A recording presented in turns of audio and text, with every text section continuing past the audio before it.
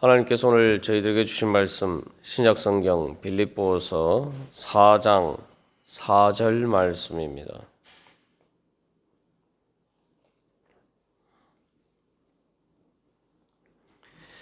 빌립보서 4장 4절 말씀 다 같이 한 목소리로 받들어 읽도록 하겠습니다. 주 안에서 항상 기뻐하라. 내가 다시 말하노니 기뻐하라. 아멘. 빌립보서 4장 4절에서는 이 빌립보서의 중요한 주제인 기쁨에 대해서 사도 바울이 다시 한번 강조해서 이야기를 하고 있습니다.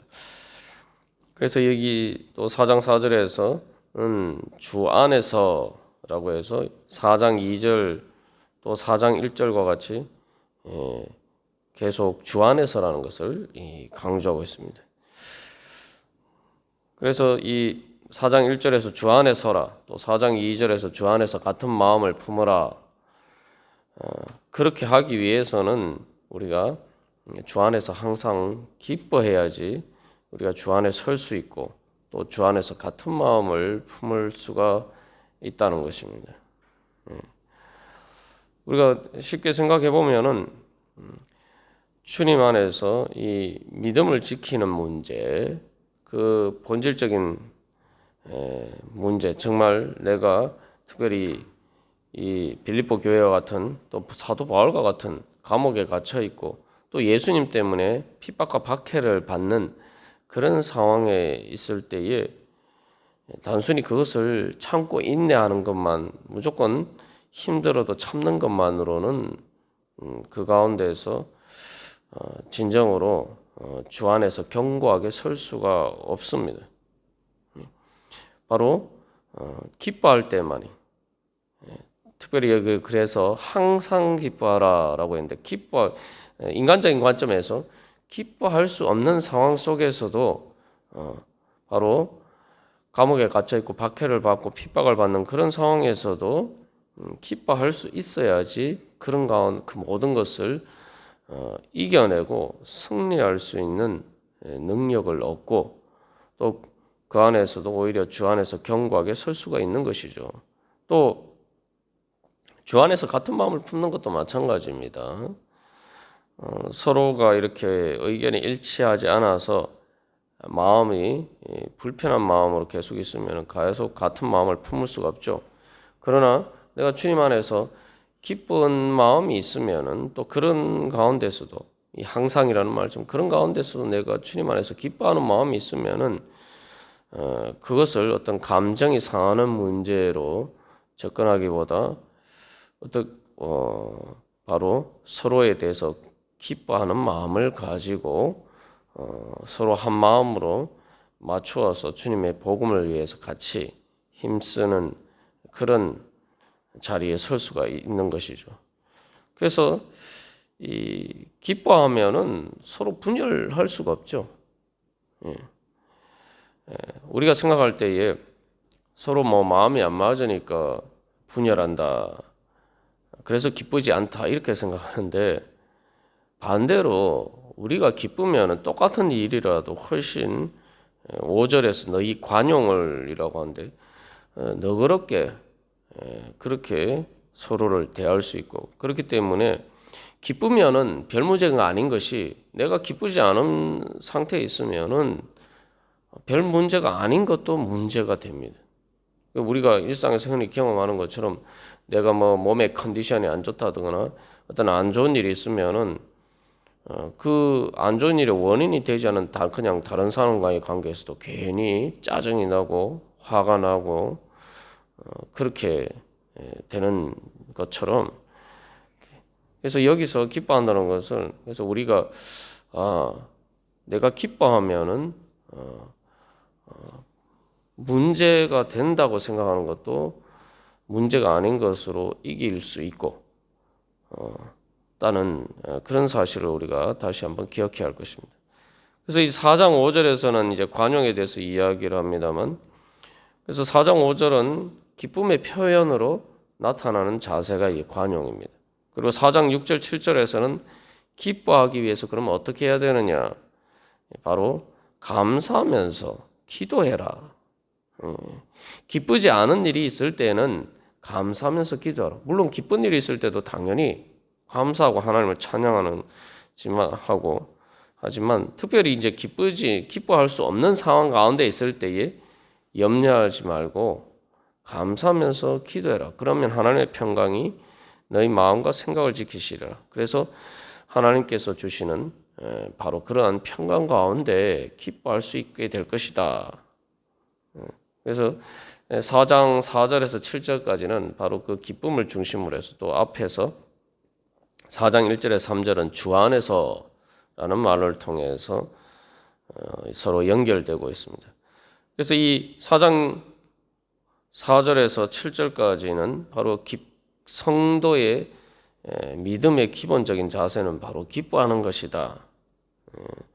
그런 기쁨에서 나오는 우리의 신앙의 가장 중요한 자세는 바로 감사와 기도와 평강, 그리고 다른 사람들을, 모든 사람을 향한 관용. 그래서 감사와 기도와 평강은 하나님과의 관계에서 누리는 것이고, 4장 5절의 관용은 그 기쁨이 다른 사람들과의 관계에서 나타나는 것. 그래서 기쁨을 중심으로 해서 우리 성도의 신앙에 따른 삶이 어떠해야 되는지를 잘 보여주고 있습니다. 사도 바울은 앞에서도 이제 기뻐하라 여러 번 이야기했습니다만 여기서는 특별히 강조해서 2번이나 이야기를 하죠. 그래서 이 사도 바울이 이렇게 반복해서 강조해서 기뻐하라라고 이야기하는 것은 어떻게 보면은 이러한 기뻐하는 것이야말로 특별히 빌립보 교회와 사도 바울의 그러한 상황에 비춰볼 때 이렇게 긴급한 일이기 때문입니다. 우리가 간절하다라고 하는데 간절한 것에 대해서 여러 가지로 생각할 수가 있지만 정말 기뻐하는 일이야말로 정말 우리에게 간절히 필요한 일이고 정말 긴박하게 필요한 일이란 말이죠. 우리 오늘도 찬양했습니다만 이 세상은 요란하나. 우리 이 세상에 살다 보면은 기쁨을 사실은 잃어버릴 때가 많습니다. 잃어버리는 게 아니라 사실은 기뻐하기보다는 염려하고 걱정하고 두려워하고 분노하고 이런 일을 투성입니다. 그러다 보면은 기본적으로 성도로서의 정체성 자체를 유지할 수 없게 되는 그런 문제들이 생기죠. 그 세상은 우리에게 대해서 계속 세상 속에 살다 보면 끊임없이 절망하라, 좌절하라, 슬퍼하라, 염려하라.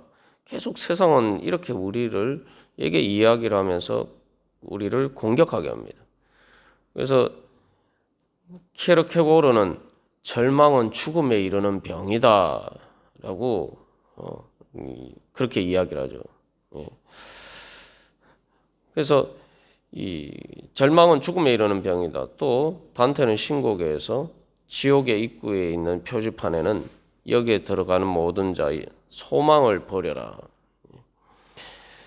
기본적으로 이 하나님 나라와 정반대되는 것이 바로 기뻐하지 않는 것입니다.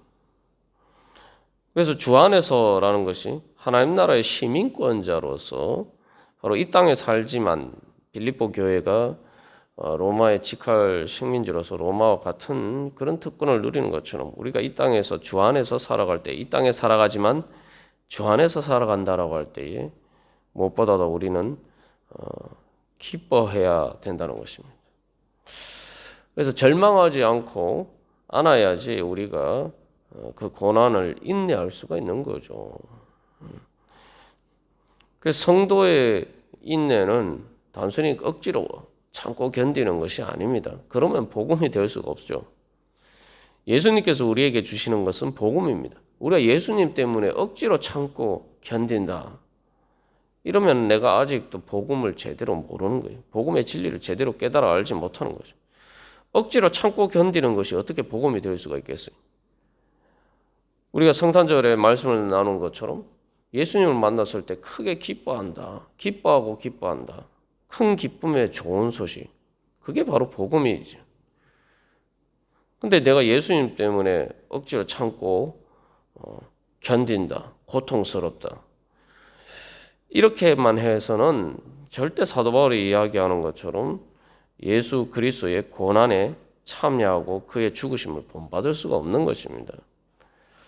예수님 때문에 기뻐하기 때문에, 그리고 그 기쁨이 예수님 때문에 겪는 어떤 고난과 어려움, 또 참아야 되는 그런 것들과는 비교할 수 없이, 그래서 예수님 때문에 그 성탄의 기쁨처럼 그 기쁨이 모든 예수님 때문에 잃어버리고 당하는 힘든 모든 일들을 상쇄시킬 뿐만 아니라 그것을 비교할 수 없는 기쁨이 있기 때문에, 그래서 사도 바울이 내가 그리스도를 위해서 모든 것을 잃어버린다라고 이야기해요.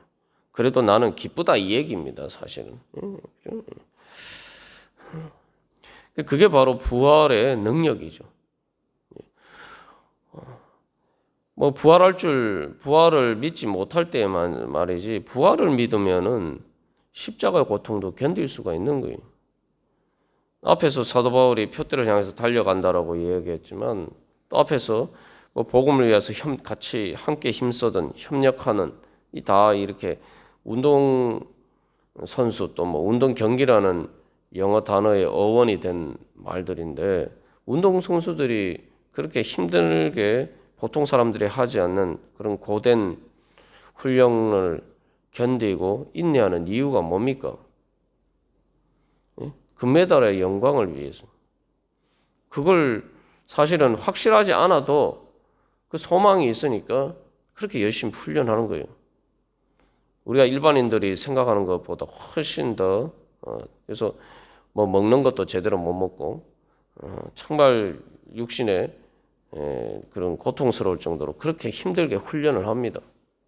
확실하지 않아도 소망이 있기 때문에 많은 운동선수들이 그렇게 훈련을 해요. 그런데 우리에게는 확실한 소망이 있는데, 확실한 그 주님께서 주시는 영광의 그러한 소망이 있는데 우리가 기뻐하지 않을 이유가 없죠. 그래서 우리가 그런 부분에서 정말 다시 한번, 왜 사도 바울이 기뻐하라? 그래서 이 기뻐하라 명령이죠, 명령. 이거 뭐 기뻐해도 되고 안 해도 되고 그런 문제가 아니란 말이죠. 이거는 기뻐해야 되는 문제입니다. 내가 기뻐하지 않는 이유는 주 안에 서 있지 않기 때문입니다. 하나님 앞에 주 안에 서라는, 주 안에 서 있어야 되는 가장 신앙으로서의 근본적인 정체성을 유지하지 못하고 있기 때문에, 주 안에 서 있지 않기 때문에 우리가 기쁘지 않은 것이고, 내가 예수님을 제대로 만나지 않았기 때문에 기쁜 것입니다. 뭐 과거에 예수님을 만났더라도 현재 내가 예수님 안에 있지 않으면은 내가 기쁘지 않은 거예요. 논리적인 성경에 이제서 말씀하는 말씀의 논리에 따르면은 우리가 사실 기쁜 것은 당연한 이치란 말이죠. 그런데 내가 기쁘지 않기 때문에 안다면은 그것은 내가 주님의 말씀에 순종하지 않기 때문에, 내 믿음에 근본적인 문제가 있기 때문이죠. 우리가 그런 부분들을 잘 알아야 됩니다.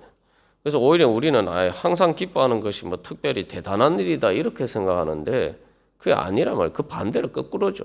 신앙의 관점에서 보면, 인간적인 관점에서야 그렇게 생각할 수 있지만, 예수님을 전제한 사도 바울이 정말 내가 예수 그리스도를 얻기 위해서 모든 것을 잃어버릴 수 있다, 모든 것을 쓰레기처럼 버릴 수 있다, 그게 아니고 정말 예수님과 비교하면 정말 모든 것이 쓰레기에 불과하다, 그런 정말 그렇게 내 눈에 그렇게 보이면은 예수님 때문에 어떤 일을 당하더라도 내가 기뻐할 수밖에 없는 거죠.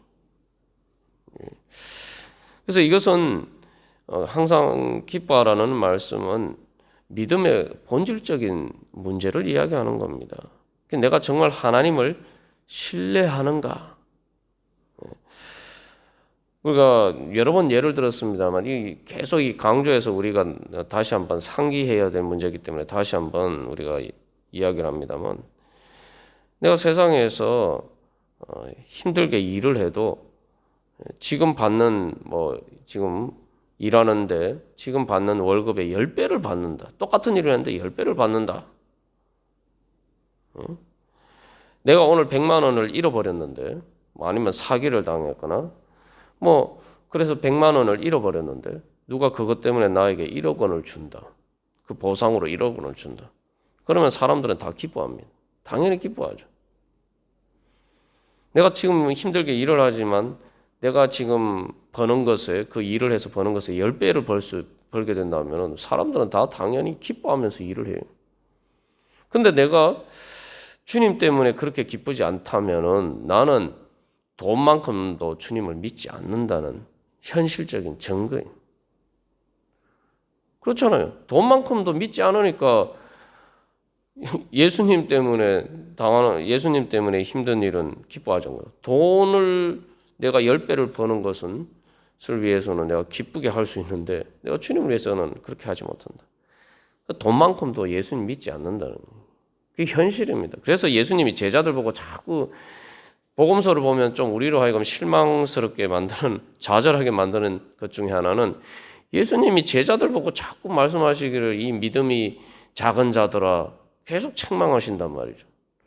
아니 자기의 모든 것을 다 버리고 예수님을 따른 제자들의 그리고 어쨌든 그 중에 그 사람들 중에서 제일 믿음이 좋으니까 예수님이 12제자로 선택하셨을 텐데 그 제자들 보고 예수님이 계속 이 믿음이 작은 자더라.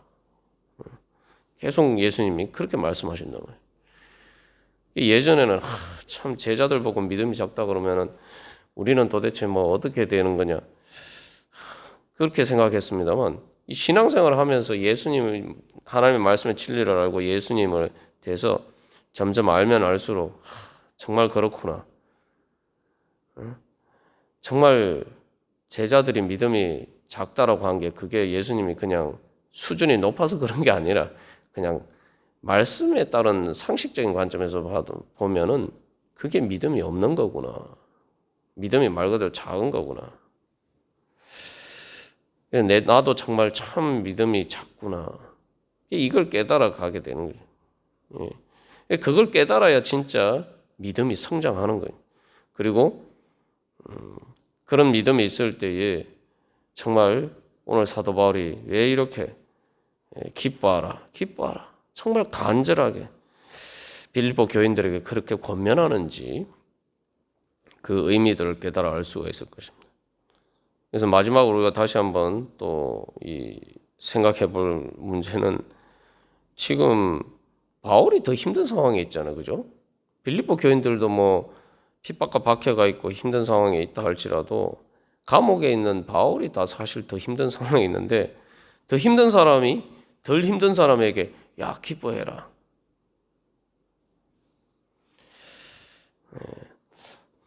우리가 그래서 오늘도 주님 앞에서 기도하면서 나갈 때에 그런 소망을 가지고 나갔습니다. 도대체 사도 바울이 말하는 이 기쁨의 정체가 무엇인가? 주님, 제가 그 복음의 비밀을 발견하고 주님, 저도 사도 바울처럼 또 기뻐할 수 있도록 주여 성령 충만케 하여 주시옵소서. 우리 함께 기도하겠습니다.